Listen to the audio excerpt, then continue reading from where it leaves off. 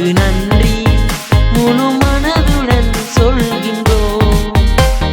நன்றி உமக்கு நன்றி மன நிறைவுடன் சொல்கின்றோம். நன்றி உமக்கு நன்றி முழு மனதுடன் சொல்கின்றோம்.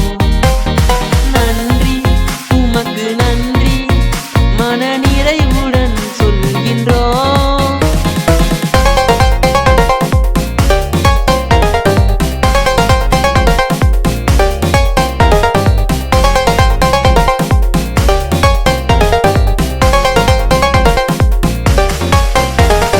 பிள்ளைகளை மறவாமல் ஆண்டு முழுவதும் போஷித்தீரே.